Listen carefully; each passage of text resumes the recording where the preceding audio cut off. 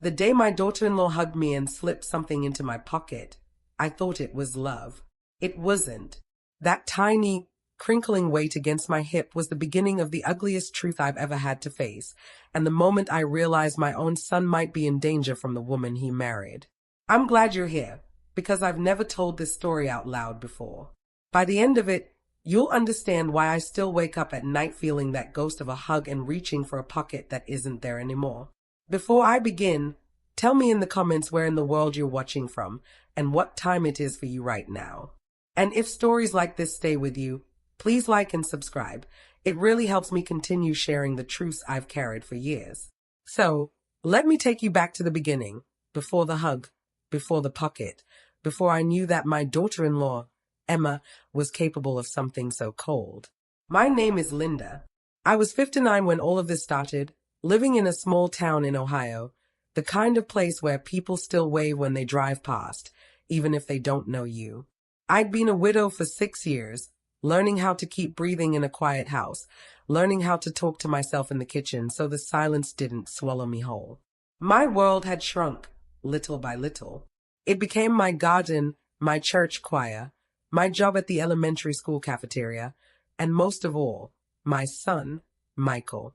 Michael was my only child, my miracle baby after 3 miscarriages and a doctor who said gently, maybe you should start picturing a life where it's just you and your husband. I never accepted that. So when Michael came along, I poured everything into him, all my love, all my fear, all the parts of me that believed in second chances. When my husband, Tom, died of a heart attack in his sleep, it was Michael who held my hand at the funeral, Michael who drove me home afterward, Michael who said, I'll take care of you, Mom. And I believed him. Even when he moved out, even when he went to college, even when he met Emma, that promise sat between us like a warm blanket. He would take care of me, and I would always have his back. The first time he brought Emma over, it was a Sunday afternoon. I remember the way the light came through the kitchen window, landing on the table where I'd set out my best dishes. I'd made roast chicken, mashed potatoes, green beans with almonds, and a cherry pie that kept collapsing on one side because I hadn't let it cool enough. I was nervous. I wanted her to like me. Emma walked in behind him with a big bright smile that almost seemed too big for her face. She had long brown hair, neat and shiny, and light blue eyes that never seemed to blink for very long. Mom, this is Emma, Michael said, sounding proud, almost boyish. She stepped toward me with her arms open, already going for a hug. Hi, Mrs. Carter. I've heard so much about you. Her perfume was floral and a little too strong, but the hug itself was warm. I hugged her back and thought, okay, I can do this. It's funny now, remembering that first hug, because I didn't feel anything slip into my pocket then. There was nothing sneaky about it, nothing hidden. That came later, years later, when I had let my guard all the way down. The early days were simple. We had dinners together almost every Sunday.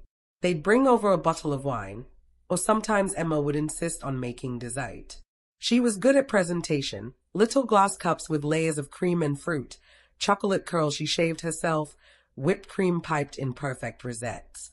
We'd sit around the table and talk about Michael's job at the software company, Emma's work at the boutique in town, and whether the Browns would ever have a decent season.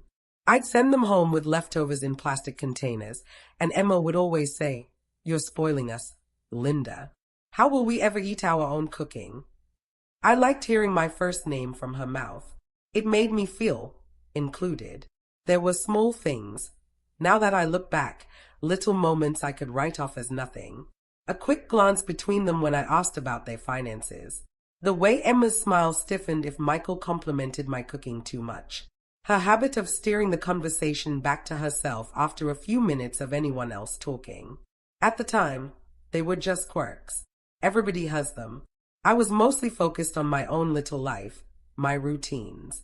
Getting up at 6, making coffee, feeding the neighbor's cat when she worked nights, driving to the school and serving chicken nuggets and peas to kids who called me Miss Linda and told me about their loose teeth and spelling tests. On Fridays, I'd stop at the store on my way home and pick up something small for Michael and Emma, a new dish towel, a scented candle, a bag of the coffee I knew he liked. It made me feel like I still had a place in his life, not just as his mother, but as someone who cared about his home, his daily world. He called me almost every day, just for a few minutes, usually while driving home. "Hey, Mom, how was your day?"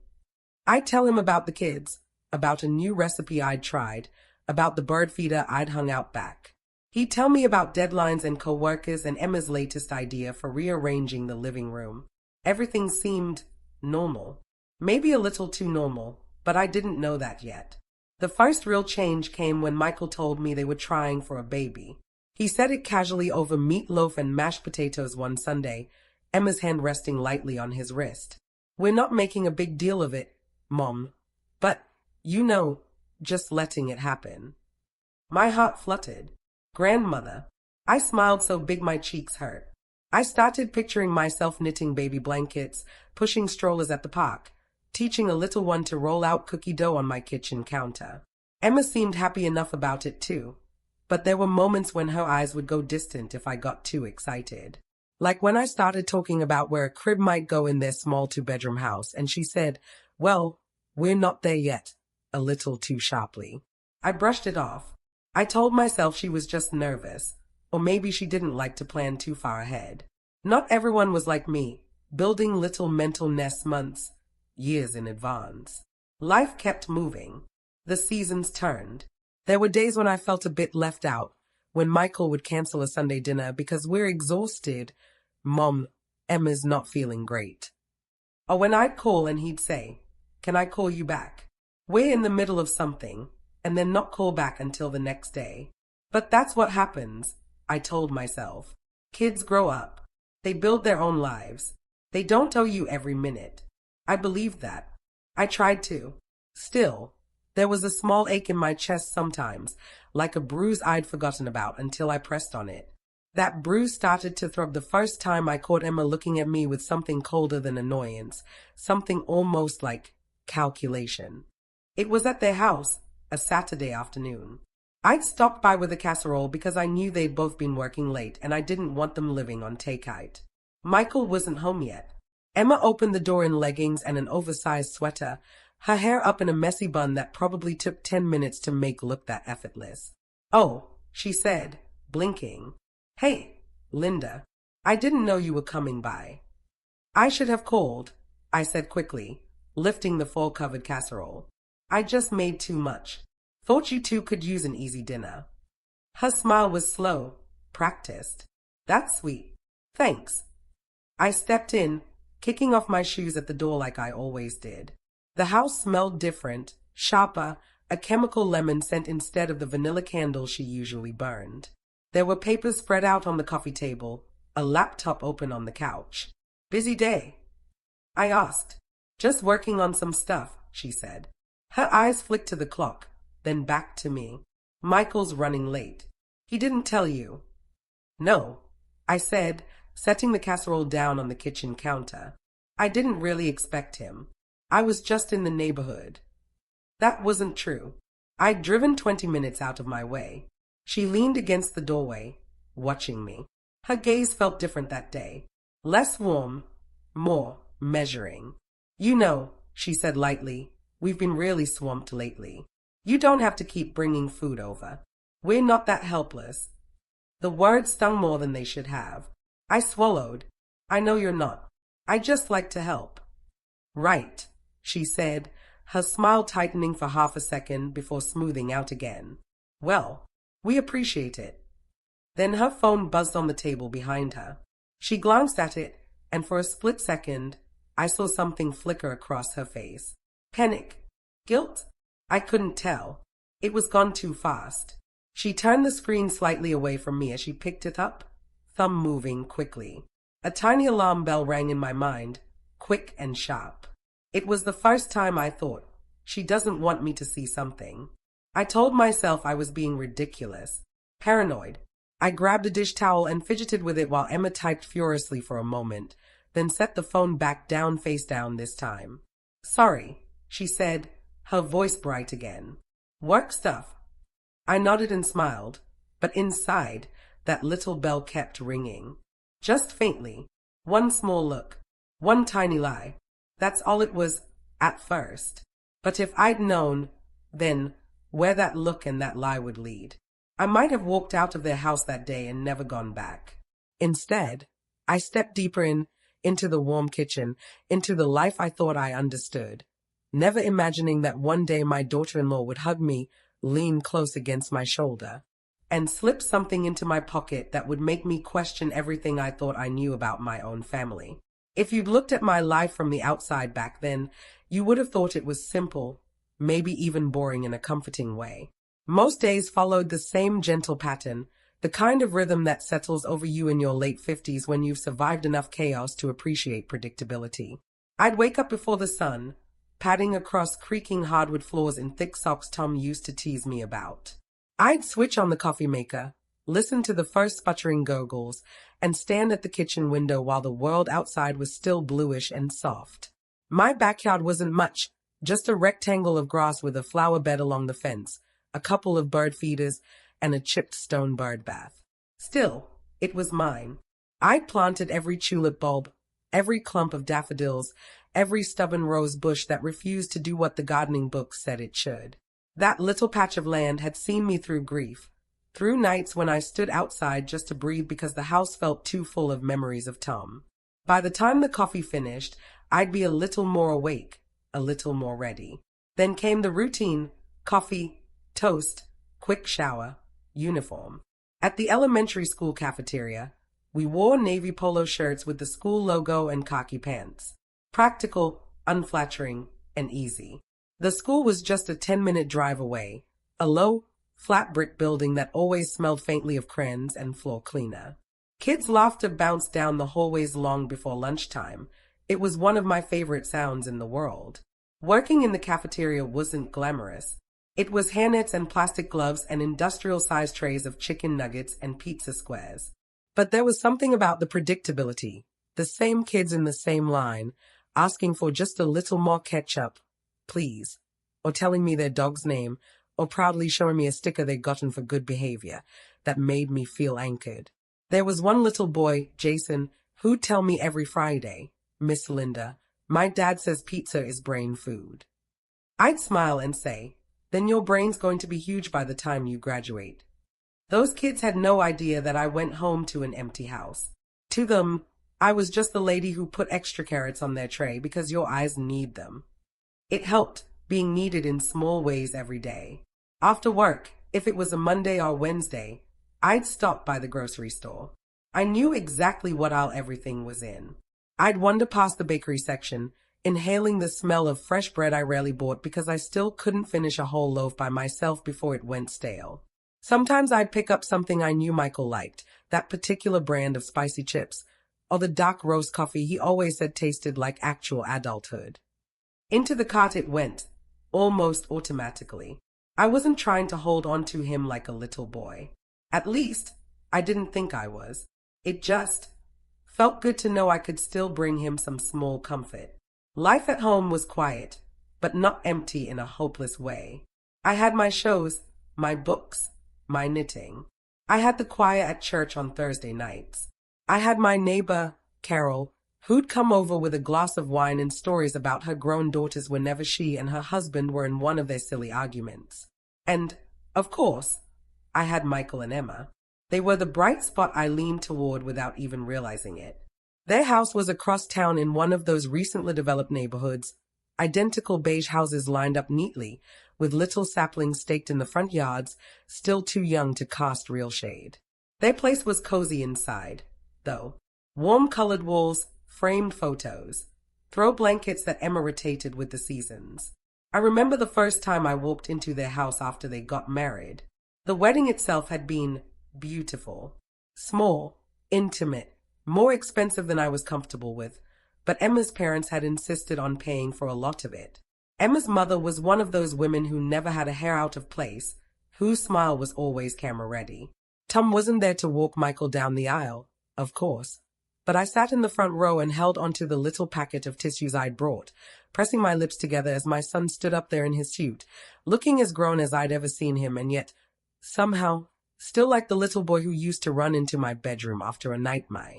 Emma walked slowly down the aisle, pale dress flowing behind her, eyes locked on my son like he was the only thing in the world that made sense. When they said their vows, for richer or poorer, in sickness and in health, I believed them. After the wedding, they moved into the little beige house, and I tried not to hover. I gave them space. I waited longer than I wanted to before visiting. When I did, I brought a housewarming basket with kitchen towels, wooden spoons, and the same cookbook my mother had given me when I first got married. Emma seemed genuinely appreciative. She walked me around the house, pointing out details she'd chosen: the rug in the living room, the curtains in the bedroom, the framed print over the couch. "This is our calm space," she said, smoothing her hand over the back of the sofa. "Life gets so crazy. I want this to be our little oasis." I liked hearing her talk about our. I liked that she included Michael in every sentence. We settled into a comfortable routine after that. Sunday dinners at my place once or twice a month, and some weekends over there. I tried not to show up unannounced. I remembered what it was like being newly married, how Tom and I guarded our quiet moments like they were gold. When they told me they were trying for a baby, those Sunday dinners took on a different flavor. I watched them more closely, listened for subtle cues. If Emma passed on the wine, I'd feel a little jolt of excitement. If she took it, I told myself to be patient. These things take time. Sometimes Michael would rest his hand on her lower back or on her stomach without even realizing it, his fingers moving in small, unconscious circles. My throat would tighten with tenderness watching them. I tried to give them advice only when they asked. "If it's meant to be, it'll happen when it's time," I'd say, echoing the line people used on me when I wanted to scream. But my version came from a place of knowing how cruel that sentence could feel, and I softened it with, "And if it doesn't, there are other ways to have a family. You always have me." Emma would nod and smile, but sometimes I caught a flash of something else in her eyes when I said that. A shadow of irritation? Maybe she thought I was implying I knew better. Maybe I was touching a raw wound I couldn't see. Still, the good moments far outweighed the uneasy ones. On birthdays, we'd gather at my house or theirs. I'd bake Michael's favorite chocolate cake with peanut butter frosting.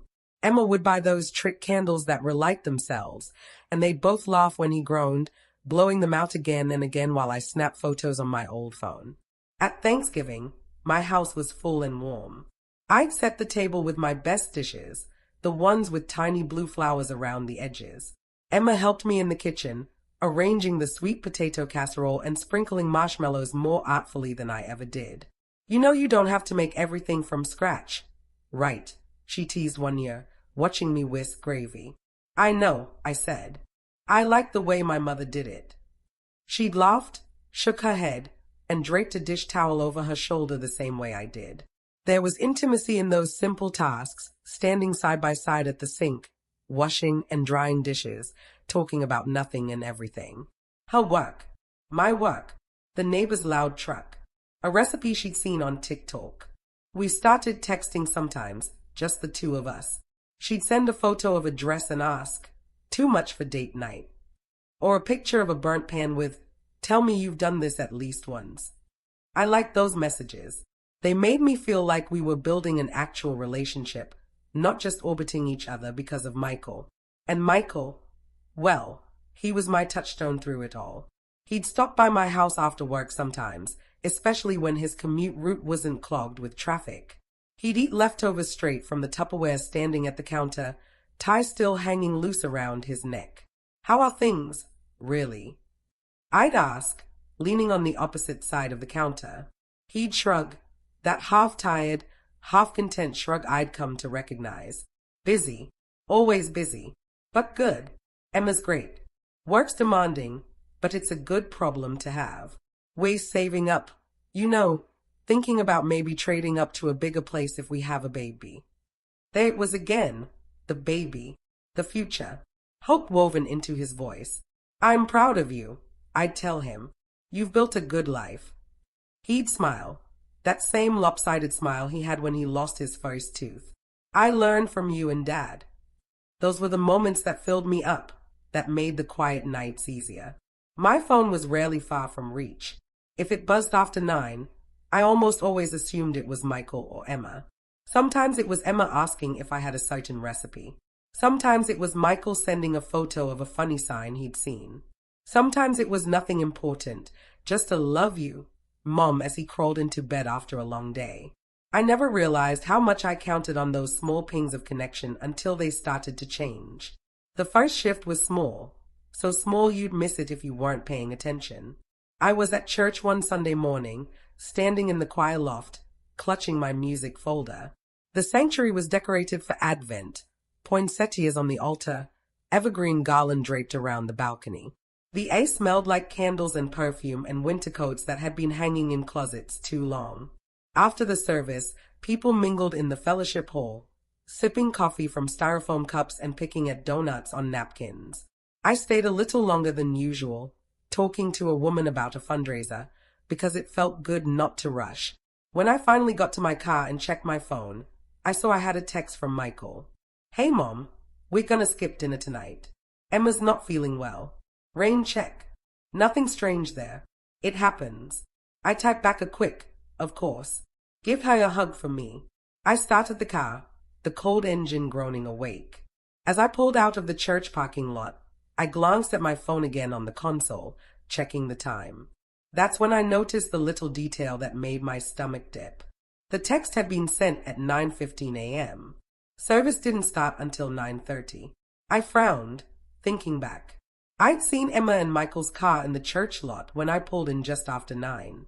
They usually sat on the opposite side of the sanctuary, closer to the front. I hadn't seen them after the service, but that wasn't unusual. Sometimes people slipped out early to beat the traffic. But if Michael had texted at 9:15 saying they were skipping dinner because Emma wasn't feeling well, why had their car still been in the lot when I walked in at 9:20? Maybe I misremembered the time. Maybe they'd come in late. Maybe they'd left early and I just didn't see. I told myself all those maybes as I drove home, the radio playing softly in the background. When I pulled into my driveway, Carol waved from her porch, and I waved back, forcing a smile. I went inside, hung up my coat, and stood in the kitchen, staring at the roast I'd put in the fridge to cook later. No big deal, I told myself. You can freeze it. Things happen. People get sick. The feeling passed, mostly. But later that night, when I was in bed scrolling through my phone in the dark, I saw a photo Emma had posted on social media. She and Michael, smiling at a restaurant table, half-eaten plates of pasta in front of them, twinkly string lights blurred in the background. The timestamp was 6:42 p.m. The caption read, "Spontaneous date night with my favorite person. Needed this so much." 2 hearts. My heart did a little stutter, then sank. She hadn't looked sick. Maybe she felt better by then, I thought. Maybe plans had changed. Maybe it was just a last-minute thing. I stared at the photo until my eyes burned, until the little glowing screen blurred. Then I shut it off, laid it on my nightstand, and turned onto my side, pulling the covers up under my chin. I told myself I was overreacting. It was just one small lie. It wasn't even a lie, really. Just a change of plans they hadn't mentioned. But somewhere deep down, in a place I wasn't ready to look at yet, something tightened. A tiny knot, a warning sign, the kind that whispers, quietly at first, pay attention. This is where things start to shift. I didn't know it yet, but that harmless little text, that skipped dinner, that smiling photo, was the first loose thread in a fabric I thought would never tear. And once you start pulling a thread like that, you'll be amazed how much unravels with it. Looking back, the moment everything truly began to crack didn't feel dramatic. It didn't feel like a betrayal, or a crisis, or anything worth a sharp intake of breath. It felt small, like a splinter, something you notice, then brush off, then later realize has gotten under your skin and quietly infected the whole hand.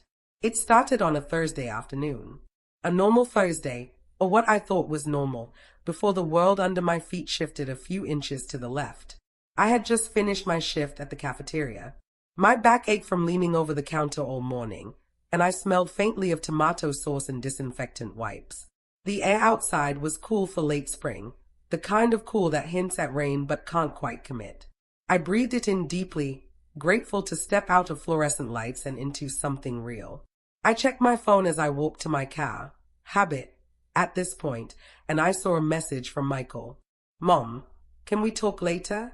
Just want your opinion about something. Normal. Completely normal. He'd text me things like that here and there when he needed advice about work, or finances, or even something small like which brand of lawnmower to buy. I typed back, of course. Call anytime. Then I drove home, humming with the soft pleasure of being needed. It wasn't until hours later, after dinner, after dishes, after a shower, when I was sitting on my couch knitting a scarf for no one in particular, that the phone rang. I reached for it instantly, smiling when I saw Michael's name. Hey, honey, I said, pressing the phone between my ear and shoulder. There was a long pause, unusually long. Mom, he finally said, voice low, careful. Did you drop something off at our house today? I blinked. No. Why? Another pause. Longer. I heard a faint sound in the background. Maybe footsteps, maybe the refrigerator door, maybe Emma whispering something. I found something in the mailbox, he said slowly. Something with your handwriting. I frowned, confused. My handwriting? Yeah, it was an envelope. No return address. Just my name on the front. My heart stuttered. I hadn't written him anything lately. No note. No surprise card. Nothing. What was inside? I asked. He hesitated again. It was empty. Empty. That single word sent a flicker of unease through my chest. Well, honey, I didn't send anything like that, I said, trying to keep my tone light. Maybe someone in the neighborhood put it in the wrong box. Maybe. But he didn't sound convinced. It did look like your writing, though. I laughed weakly. People have similar handwriting sometimes. He didn't laugh, not even a little. Instead, he cleared his throat and said, Okay, I just wanted to check. The call ended soon after, too soon, and I sat on the couch staring at the dark screen of my phone, feeling something I couldn't name pressing into me. Why would someone mimic my handwriting? Why send an empty envelope? Why to him? I tried to shake it off, but the questions hovered like fruit flies, annoying, persistent, impossible to swat away. A few days passed. Normal days, on the surface. Work, groceries, choir practice. But the splinter was still there. I could feel it every time I touched my phone, every time I passed my own mailbox, every time I saw my handwriting on a grocery list. I should have listened to that discomfort. I should have looked harder. I should have asked questions. But love makes you blind in ways you don't recognize until your nose hits the wall you never saw coming. The next incident happened the following Sunday. Not a dramatic event, just another tiny shift in the ground. I had invited Michael and Emma over for dinner. I'd made lasagna, garlic bread, and a salad Emma used to rave about. At 4:30, I got a text from Emma. We're running late. Sorry. Be there soon. Fine. Totally fine. But they didn't show up until almost 6:15. When they finally walked through the door, Michael looked tired. Not physically, emotionally. The kind of tired that sits behind the eyes. Emma, on the other hand, walked in smiling too brightly, carrying a bottle of wine. So sorry, she said, hugging me quickly. We had a crazy day. It's all right, I said, stepping back. Dinner's warm. Emma breezed past me into the kitchen, talking about traffic, about a woman at the grocery store who held up the line, about anything and everything except why Michael looked like he hadn't slept in a week. He barely ate during dinner. He pushed food around his plate, nodded at the right moments, but his mind was somewhere else entirely. At one point, I asked gently, Michael, are you all right? Emma's fork paused just a little too long in the air. Michael forced a smile. Yeah, just stressed with work. A lie. I could feel it. I didn't know how I knew, but I did. My mother instincts, the same ones that heard his cries before he made them when he was a baby, twitched awake. After dinner, while Emma was in the kitchen helping me load the dishwasher, Michael stepped outside to take a phone call. I could see him through the window, pacing near my garden, rubbing the back of his neck. Emma wiped her hands on a towel and looked out at him. She didn't sigh, didn't frown. She just watched him with an expression I couldn't decode. Something assessing. Something detached. "You two okay?" I asked casually. She turned her head quickly, smiling. "Of course. Why wouldn't we be?" There it was again. That too bright smile. A smile stretched like cling wrap over something darker. "Just checking," I murmured. She wrapped me in a quick hug before stepping away, and as she did, something brushed my hip. A small, barely there pressure, like her hand had briefly pressed against my pocket. The moment passed so fast I didn't think anything of it. Not then. But later that night, after they left, after the house was quiet again, I changed into my pajamas and heard something crinkle when I set my pants on the bed. I frowned and slid my hand into the pocket. There, folded small, almost deliberately small, was a slip of paper. My heart thudded once. Hard. I unfolded it with trembling fingers. Just one line. Crooked. Rushed. Written in handwriting that tried to be messy but failed, because I could still see the carefulness underneath. It said, "Stop digging." Nothing else. No signature. No context. No explanation. My breath caught. Stop digging? I hadn't dug into anything. I hadn't investigated anything. Unless they meant the envelope.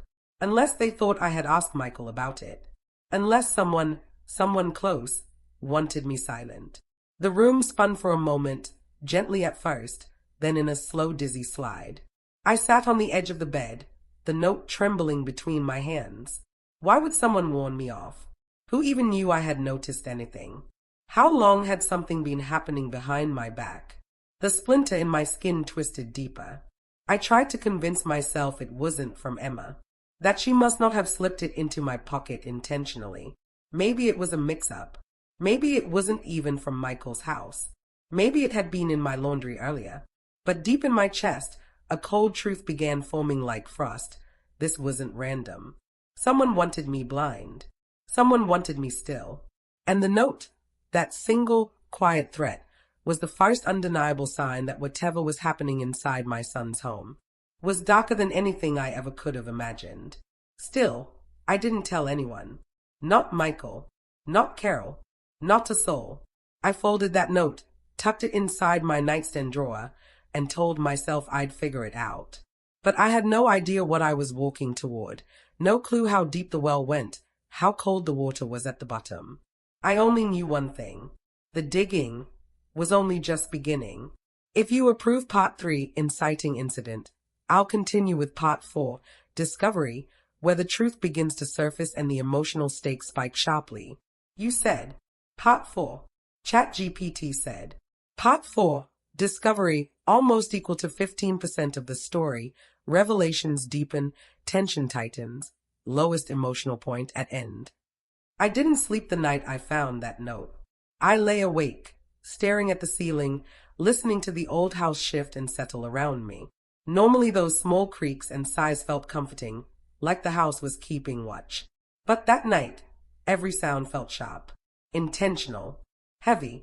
Around 3 in the morning, I got up, poured myself a glass of water I barely drank, and sat at the kitchen table with the note laid out in front of me. Stop digging. I traced the letters with my fingertip.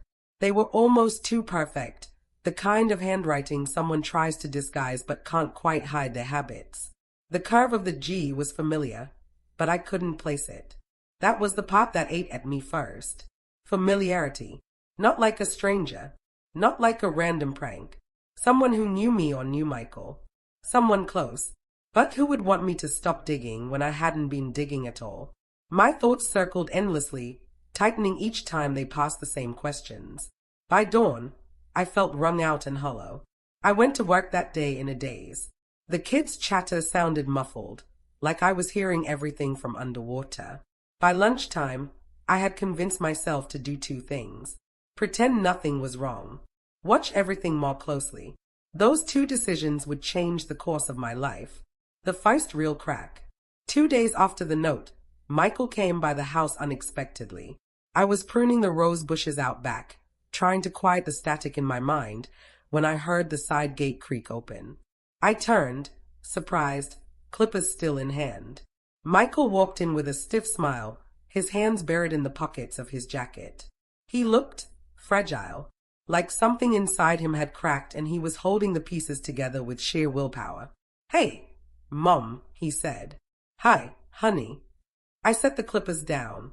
"What's going on?" He shrugged. "Just thought I'd stop by." Another lie. I could feel it. My son had never been good at hiding the truth from me. We sat at the patio table. He barely touched the iced tea I poured for him. His leg bounced under the table, a nervous habit he hadn't had since middle school. "Mom," he started, then stopped, swallowing hard. "Do you think people change?" The question hit me in a strange, hollow place. "Sometimes," I said slowly. "Why?" He looked away. "No reason. Just wondering." But there was a reason. I could see it pooling behind his eyes like storm clouds. Before I could push further, his phone buzzed. He checked it, and his whole body tensed. "I have to go," he said abruptly, standing so fast his chair scraped. "Michael." "I'm fine, Mom." "Really?" But he wasn't. I watched him leave through the gate, watched his shoulders curve inward like he was bracing for something. And all I could think about was that empty envelope he'd gotten. The note in my pocket. The way Emma had been watching him at dinner, like she was measuring his breath. A seed of fear sprouted in my chest that day, small and sharp, but alive. The sudden distance. Over the next week, things shifted fast. Faster than I could have prepared for. Emma didn't text me anymore. Not even simple things. Michael called, but only for a few seconds at a time. And when I invited them over for dinner again, Emma responded, "Not Michael, we're not available for a while. Busy. Busy.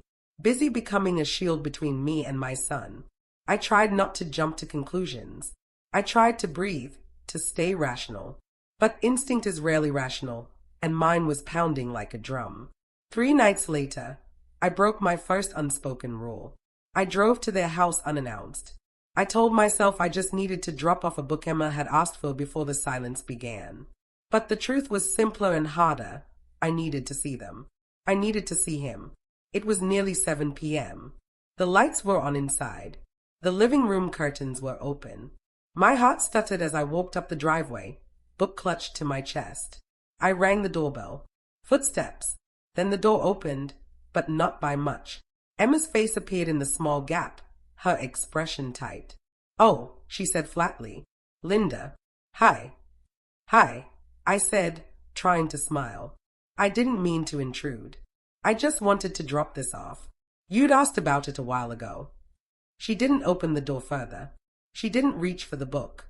Instead, she said, "Now's not a good time." My pulse kicked. "Is everything okay?" "We're fine. Just busy." Behind her, I heard movement. Not normal movement. Heavy, uneven, like someone stumbling. "Is Michael?" "He's fine."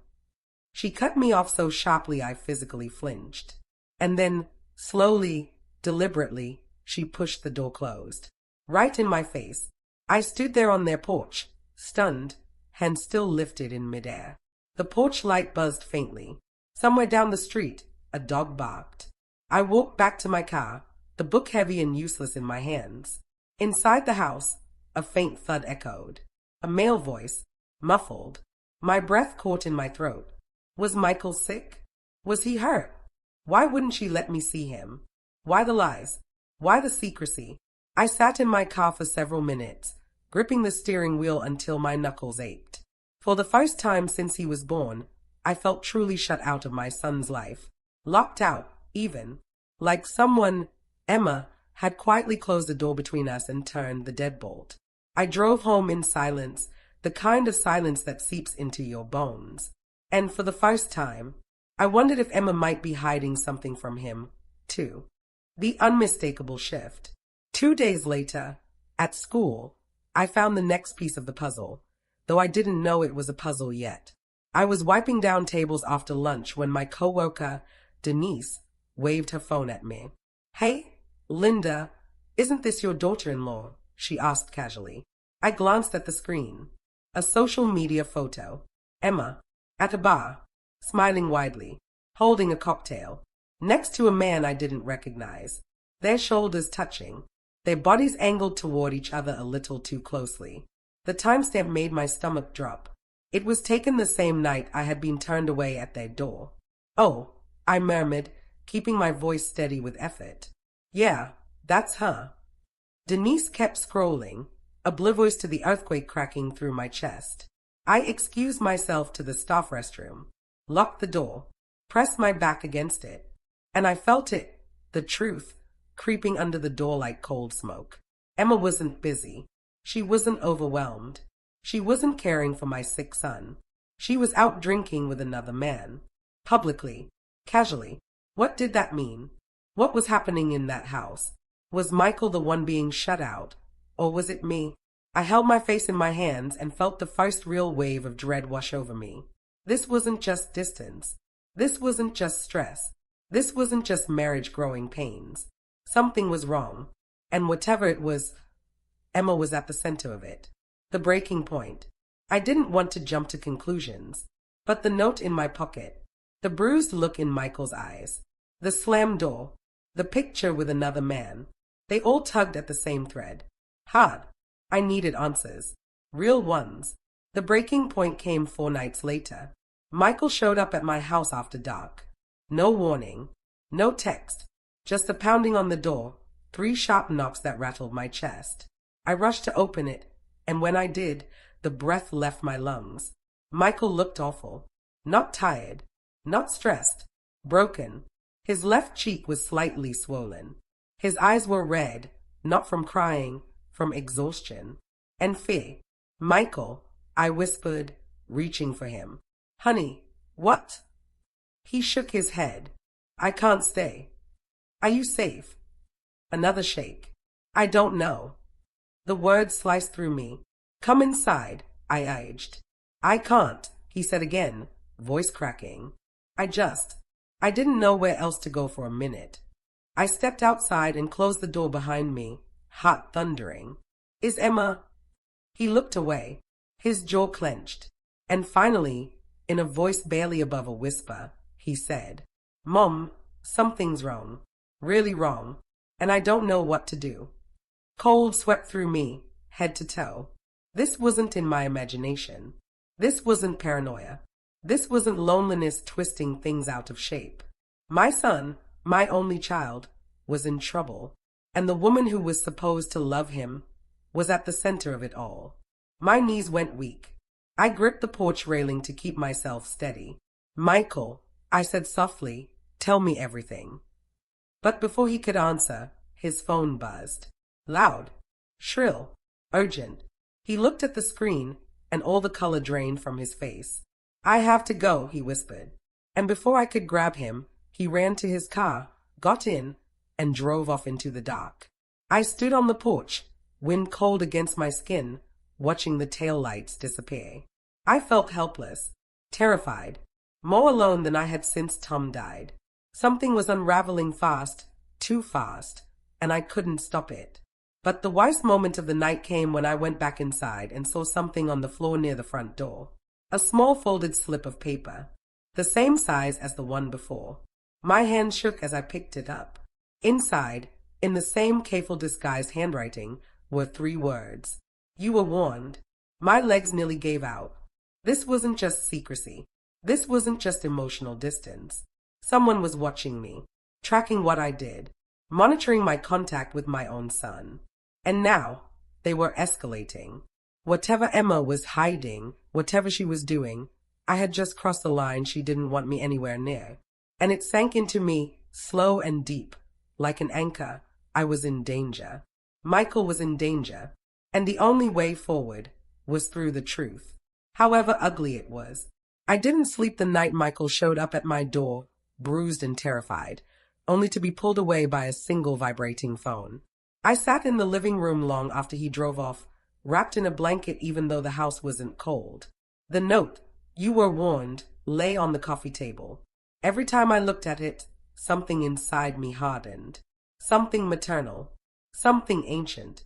Fear stopped being the loudest voice in the room. Something steadier took its place. Something sharper. Something that felt like resolve. It didn't happen all at once. It wasn't dramatic. It was quiet, like a dimmer switch being turned up one slow click at a time. I knew one thing for sure. No one threatened my son and walked away unchallenged. Not even his wife. Especially not her. But before I acted, I needed clarity. I needed a plan. And plans, I've learned, come in layers. Layer 1, observation. The next morning, after pacing through the house like a restless ghost, I sat at the kitchen table with a notebook. I hadn't kept a notebook like that since Tom got sick. Back when I tracked medications, symptoms, good days, bad days.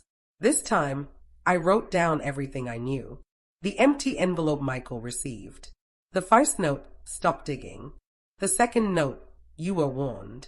Emma closing the door on me. Michael's bruised cheek. The photo of Emma with another man. Michael's whispered, something's wrong. His sheer fear when his phone buzzed. Then I wrote the question that had been forming in my mind, the one I'd been too afraid to say out loud.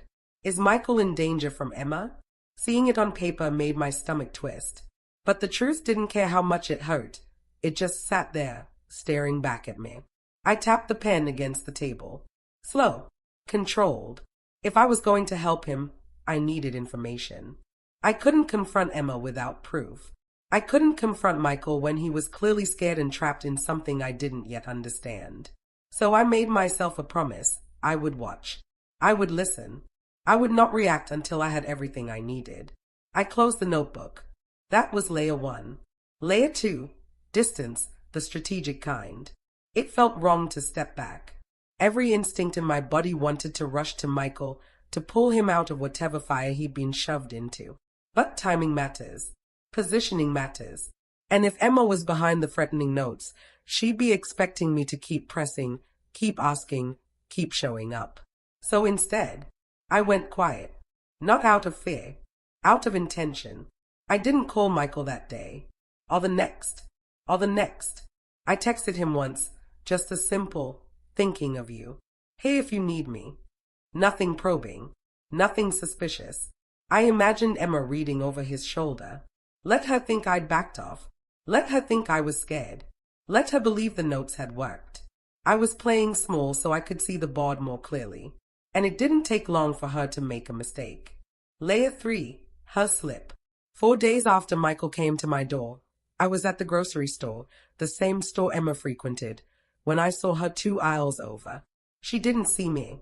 Her cart was half full, and she was talking on her phone. Not loudly, but urgently. Her voice had that sharp, tight edge I'd heard once or twice before, but never like this. I ducked behind a shelf of cereal boxes. I didn't feel proud about eavesdropping, but pride wasn't going to protect my child. Her voice carried just enough for me to hear fragments. No, he won't. I said I'm handling it. He talked to her again. I don't care what you think. I can't let him slip now.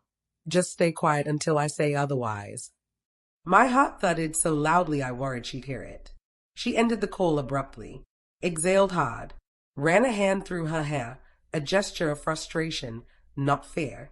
Then she pushed her cart forward, and her phone slipped out of her pocket, clattering onto the floor. I froze. She didn't notice. She was too focused on checking her list and muttering under her breath. She turned the corner, cart squeaking slightly, leaving the phone behind. I had maybe 10 seconds before she realized. I stepped out, picked it up. The screen lit. No passcode. A notification had woken it into view. A text preview. Just one line. From a contact named Jay. When are you telling him the truth? My fingers went cold. I didn't dare open the message. Didn't dare scroll. Didn't dare breathe. I set the phone exactly where she had dropped it and slipped away before she came back around the corner. Layer 3 was done. And now I had a new question to write in the notebook. Who is Jay? And what truth is Emma hiding? Layer 4, emotional preparation. That night, I couldn't stop replaying Michael's face in my mind. How young he suddenly looked. How scared. For hours, I sat on my bed and tried to prepare myself emotionally for what this might become. What if the truth, whatever Emma was hiding, broke him completely? What if he felt ashamed? What if he believed he couldn't tell me because he thought he was protecting me? The idea that my child was suffering in silence made something twist painfully under my ribs. But I also knew something else, something equally important. I couldn't save him if I was drowning emotionally myself. So I resolved to stay steady, to breathe before reacting, to think before confronting. I promised myself, when the truth comes, I will meet it with strength, not panic, with clarity, not anger, with intention, not desperation. He didn't need a frantic mother. He needed an anchor. Layer 5, planning the confrontation. I didn't know when the moment would come, but I knew it would. Secrets have an expiration date, and Emma was slipping. The grocery store phone call had been sloppy. The notes were sloppy. Whatever she was hiding, it was unraveling, and she was losing control. So I started planning. I made a list of everything I needed to gather before confronting her. The timeline of her behavior, the 2 notes, the photo at the bar, Michael's injury, any financial irregularities Michael might have mentioned in passing, any inconsistencies in her stories or schedules, names of people she regularly interacted with, especially men, information about this mysterious J. I knew confrontation would have to be a surgical strike. Quick, precise, indisputable, and most importantly, it had to happen when Michael was present, when he could see her reaction with his own eyes, when her mask cracked. This wasn't just about exposing her. This was about freeing him. Layer 6, resolve, cold and clear. The final layer came unexpectedly. I was sitting on the couch, lights off, thinking about old memories, Michael's first tooth, his graduation, the day he told me he wanted to propose to Emma, when something inside me settled. A quiet click, a shift. I realized I wasn't just seeking answers anymore. I wanted justice. Not revenge in the wild, dramatic sense, but justice in the way a mother demands safety for her child. Justice in the way truth demands daylight. Emma had crossed lines. Lines you don't cross with someone's son. Lines you don't cross with a family that took you in. She didn't know it yet, or maybe she sensed it, but the tide had turned. I wasn't scared of her anymore. I wasn't intimidated by her notes. I wasn't deterred by her secrets. I was ready, steady, waiting for my moment, and I knew exactly how it would begin. I would need to get close one more time. Let her feel comfortable. Let her think I'd retreated. The next move wasn't hers. It was mine. I texted her the next morning. Hi, Emma. I'd love to see you soon. Maybe coffee? Just us. Friendly, warm, harmless. It took her less than 3 minutes to respond. Sure, let's do it. Of course she said yes, because she thought she had me where she wanted me, cornered, confused, quiet. She had no idea the landscape had shifted. She had no idea I was no longer digging randomly. I was excavating deliberately. And soon, she would be standing on a fault line of her own making. The emotional cliff. The night before our planned coffee meeting, I opened the notebook again. I looked at everything I'd written, everything she'd done, everything Michael had suffered quietly behind closed doors. And I whispered into the stillness, I'm coming for the truth. Not with rage, not with panic, with purpose. I closed the notebook. My hands were steady. Tomorrow, I would look Emma in the eye. Tomorrow, the ground would shift again. And I had no idea, no way of knowing, that I was only one step away from discovering the truth that would shatter everything I thought I understood. About Emma, about Michael, and about the thing she slipped into my pocket that would expose the full, devastating truth. The next morning, I woke before my alarm. My heart wasn't racing. It was steady, focused, prepared. I dressed simply. Jeans, soft sweater, the kind of outfit that didn't look like armor, but was. When I arrived at the cafe, Emma was already there, sitting at a corner table, smiling too brightly, stirring a latte she clearly didn't want.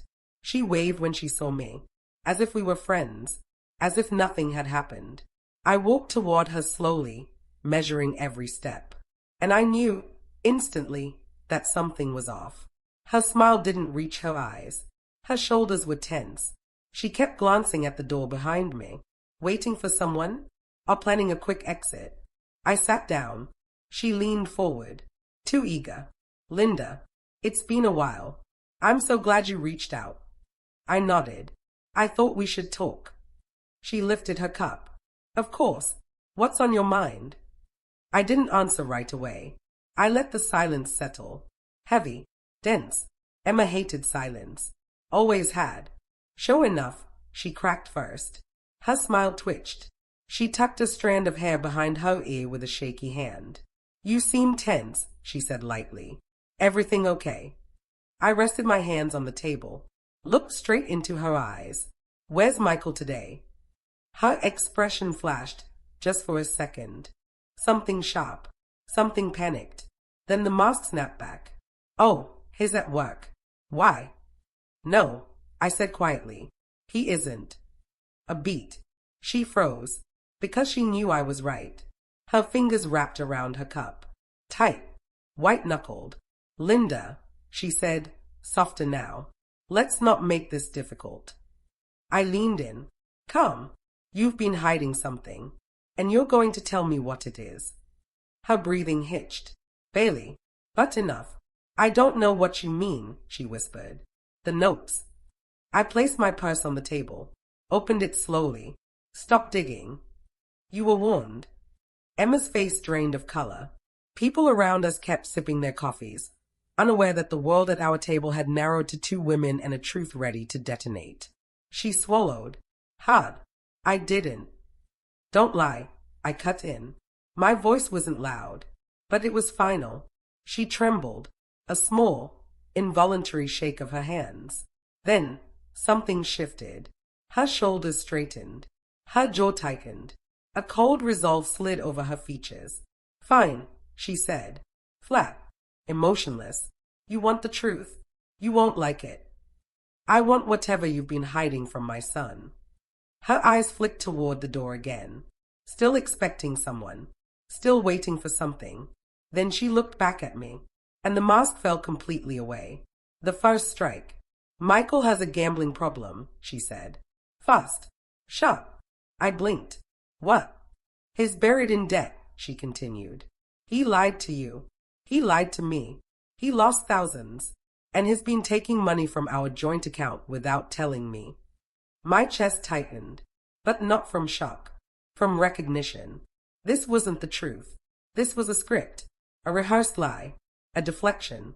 I said nothing, just watched her scramble. And he's been unstable, she added.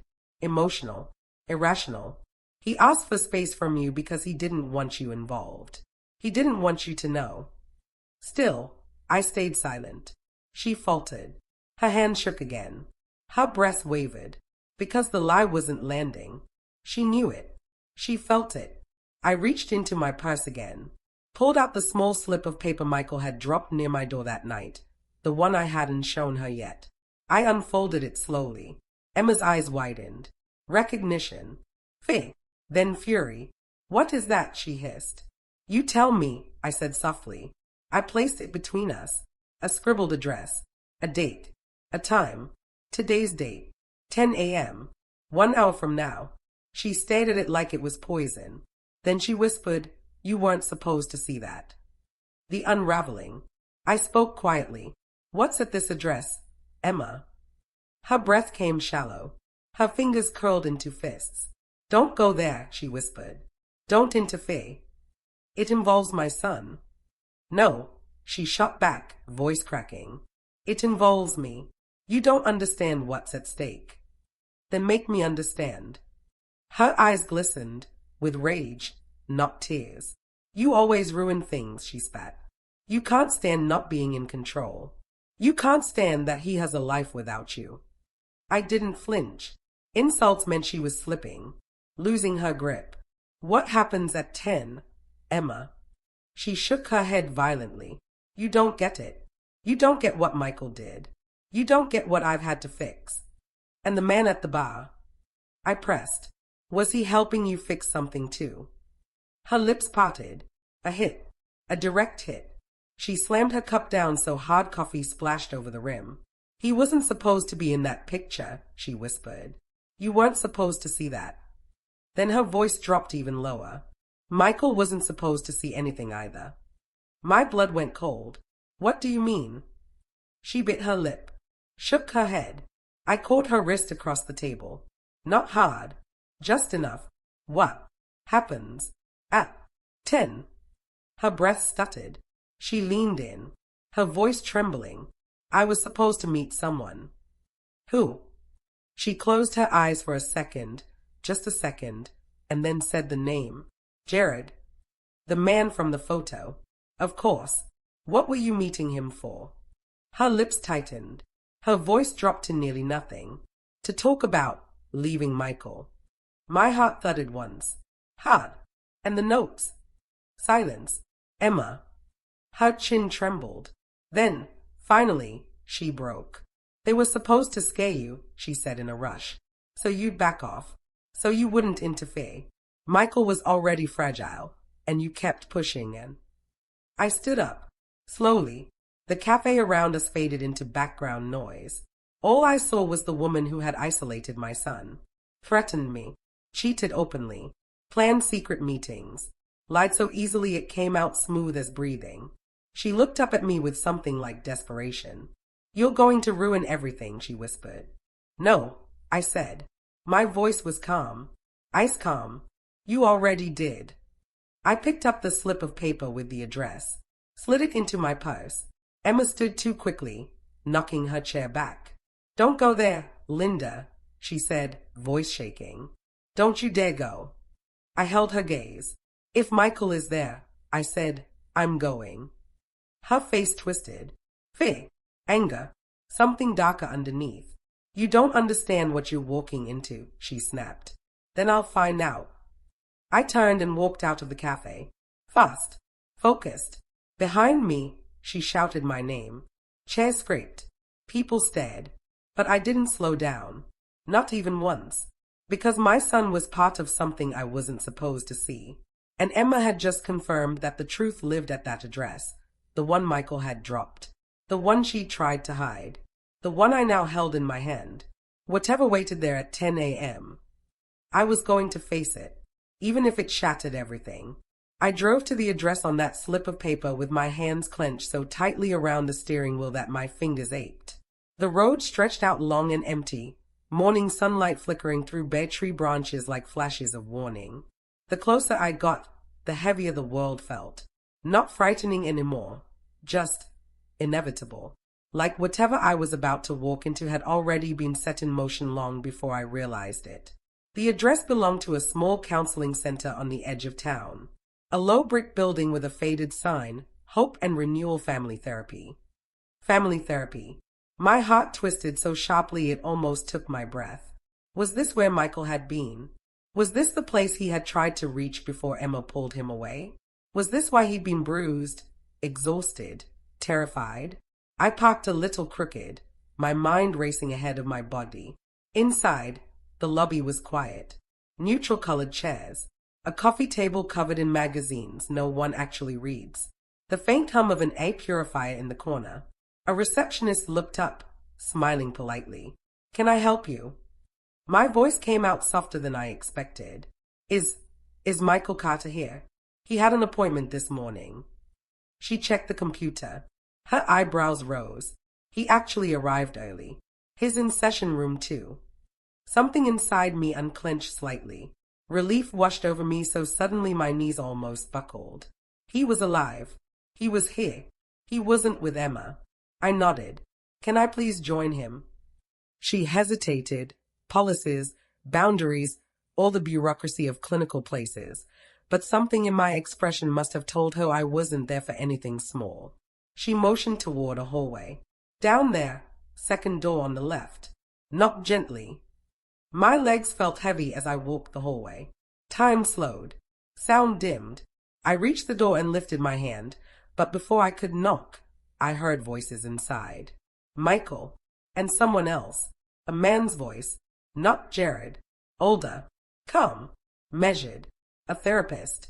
I hesitated, not because I was afraid, but because I wanted to hear what my son said when he believed no one else was listening.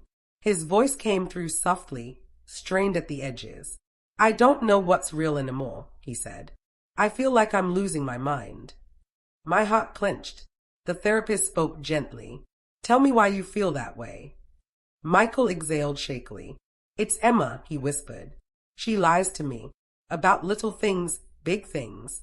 About where she goes, who she talks to. Then she tells me I'm the one forgetting. That I'm mixing things up. My breath caught. Gaslighting. That ugly word I had avoided even thinking.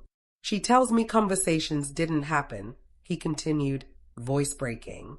She hides my keys and says I misplaced them. She changes plans, then says I agreed to them. She tells me she's helping me remember things correctly. But his voice cracked. I don't know anymore.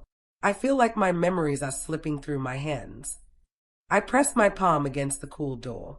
My son, my sweet, gentle son, being made to question his own reality. The therapist lowered his voice. Michael, have you ever suspected that her behavior might be intentional? Silence followed, thick and painful. Then Michael whispered, yes. My heart shattered and steadied all at once. I found notes, he said, threatening ones. At first I thought they were from a coworker, then from myself somehow. I don't know. Emma said they were nothing. She said I was imagining things. My blood froze. He thought maybe he wrote them? Of course he did. Gaslighting erodes the ground under your feet until even your own handwriting becomes suspicious. And last week, he said, voice trembling harder now, I told her I wanted a break. Just time to think. She said if I left, she'd hurt herself. A sob rose in my throat. I covered my mouth with my hand. She said it was my fault she was so unhappy, he continued. She said I ruined her life. And when I tried to call you, a pause, a breath. She grabbed my phone. She wouldn't let me see you. Everything snapped into place. The distance, the secrecy, the bruises, the frantic text messages, the notes, the panicked look he wore like a second skin. He had been isolated by her, controlled by her, manipulated so deeply he couldn't trust his own thoughts. I couldn't wait another second. I lifted my hand and knocked. The moment of truth. The door opened a crack, and the therapist looked out. He saw my face, saw the pain, the urgency, and nodded. He opened the door wider. Michael sat in a chair, hunched forward, elbows on his knees, face in his hands. When he saw me, he froze. His eyes widened. His mouth fell open. Mom, he whispered. I crossed the room before he could stand. I wrapped my arms around him, and he melted into me, not like a grown man, but like the little boy who used to run to me after scraping his knee on the sidewalk. He shook against me. He cried. Silent, wrenching sobs that broke something in me permanently. My sweet boy, I murmured into his hair. I'm here. I'm here. You're not losing your mind. You're not alone. He held onto me like I was the only solid thing left in the world. And for the first time in months, he didn't look afraid of the aftermath. The therapist allowed me to sit in the session. Michael talked for almost an hour. Everything came spilling out. Emma's emotional manipulation, her threats, the hidden notes, the lies, the bruises. She threw a mug during an argument. It glanced off his face. The secret meetings with Jared, her attempts to isolate him from me. Every word was a knife and a salve at the same time. Painful, but clarifying. When the session ended, the therapist suggested Michael stay with me for a while. He hesitated, a reflex created by months of control, but finally nodded. I drove him home with the same care I'd taken the day he came home from the hospital as a newborn. Every stoplight felt too long. Every car that passed felt too close. At my house, Michael collapsed onto my couch, exhausted. I covered him with a blanket. He fell asleep instantly, utterly spent. While he slept, I sat beside him and kept watch, the way I used to when he was a baby with a fever. My son was safe. He was home. For the first time in months, he was breathing evenly. I cried silently as I stroked his hair. Not because he was broken, but because he was finally free enough to begin healing. The fall of Emma. When Emma realized Michael hadn't come home that afternoon, she called him 4 to 6 times. I watched the phone buzz relentlessly on the table. Then she started calling me, then texting. The tone spiraled fast. Where is he? Linda, answer me. You're ruining everything. He belongs with Emmy. You don't understand what you've done. Then, finally, I'm going to the house. I locked every door, closed every curtain, sat beside my sleeping son like a sentry. She never showed up, maybe because she knew the police would be called if she stepped foot on my property. The next morning, Michael woke looking years older, but also, somehow, years lighter. He sipped the tea I made him. His hand steadied slowly, and he said, in a voice barely above a whisper, Mom, I want to leave her. I nodded. I didn't argue. I didn't push. I just held his hand and said, Okay, when you're ready, we'll do it together. And we did. It took weeks of therapy, paperwork, hard conversations, safety planning. Emma spiraled, angry texts, tearful voicemails, attempts to guilt him back. But Michael stayed strong. Stronger than I'd ever seen him. He moved back home with me temporarily. I cooked for him, listened to him, sat with him in the quiet moments when healing felt impossible. And little by little, he came back to himself. The slow return of peace. It's strange how healing arrives. Not in big moments, not in declarations or breakthroughs. In small ways. Michael laughing at a joke on TV. Michael sleeping through the night. Michael going a full day without checking his phone in fear. Michael singing along to the radio while doing dishes. These tiny moments were victories, each one a soft stitch pulling him back together. I healed too.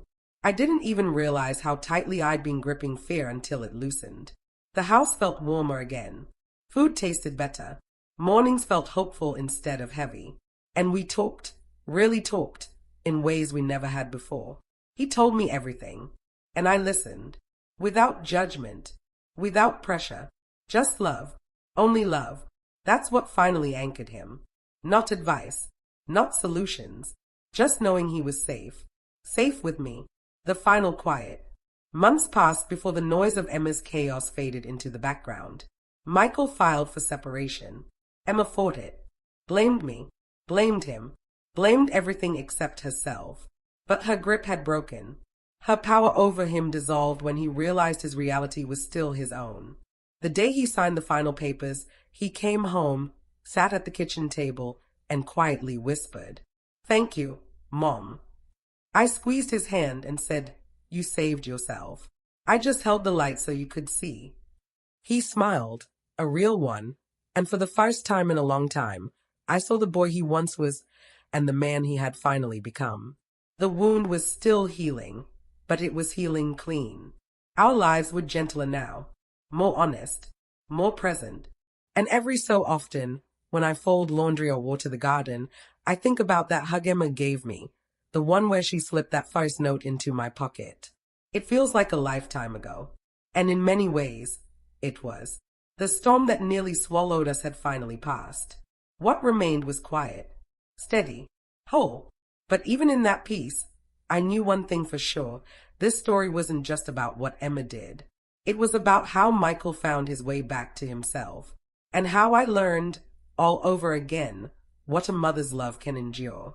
In the months that followed, the house settled into a new kind of quiet.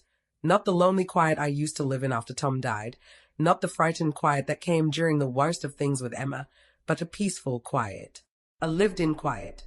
The kind that comes after you've survived something heavy and walked out of it still holding the hand of the person you fought for. Michael healed slowly, the way real wounds do. Not in a straight line. Not all at once. Some days he woke up confident, ready to move forward. Other days, he sat on the edge of the bed looking lost, trying to make sense of the months he spent doubting himself. We talked a lot during that time. Long, wondering conversations at the kitchen table, cups of tea growing cold while he sifted through memories and learned to trust his own thoughts again. He apologized often. Too often. Mom, I should have told you sooner. Mom, I should have believed myself. Mom, you shouldn't have had to deal with any of this. And every time, I told him the same thing. None of this was your fault. You were trying to love someone who wasn't capable of loving you back the right way. He would nod, his eyes softening, and little by little, I watched him reclaim parts of himself he'd lost. His humor, his curiosity, the quiet way he used to hum while doing small tasks around the house. I think the moment I knew he was truly healing was the day he returned from therapy, walked into the kitchen, and said, "Mom, I signed up for a hiking group." Something so small, but it meant he was looking outward again, looking forward. And I found my own healing, too. The fear that lived in my chest for so long started dissolving. The threat notes stopped replaying in my mind. The anger I felt at Emma slowly drained away. I didn't forgive her, but I quit carrying her around. Life began to feel real again, steady again. And even though Michael eventually moved into his own apartment a few towns over, he filled it with things that felt grounding. The quilt I made him years ago, the second-hand bookshelf from our old house, even the mismatched mugs he grew up using. He carved out a space that was his, untouched by lies, untouched by manipulation, untouched by Emma. Sometimes I visit him, and sometimes he surprises me by showing up at my door with bagels or flowers from the farmer's market. We don't talk about Emma much anymore. Not because the past doesn't matter, but because it doesn't control us. Not anymore. Every time he leaves my house, he hugs me a little tighter than he used to. And every time he says, "I love you, Mom," I hear something laid inside those words: gratitude, resilience, and the quiet truth that we survived something together that could have broken us apart. And for the first time in a long time, I feel whole. He feels whole. The world feels right again. If there's one thing I've learned from all of this, from the lies, the manipulation, the fear, and the long, slow climb back into the light, it's this. You can't save someone from a storm you can't see. But once the truth breaks through, love becomes the rope you both hold on to until the ground is steady again. Did you like my story? Please like and subscribe and tell me in the comments where you're listening from. I want to know how far this story of mine travels. Even the deepest lies lose their power when someone finally stands in the light and chooses to walk toward the truth, no matter how hard it is.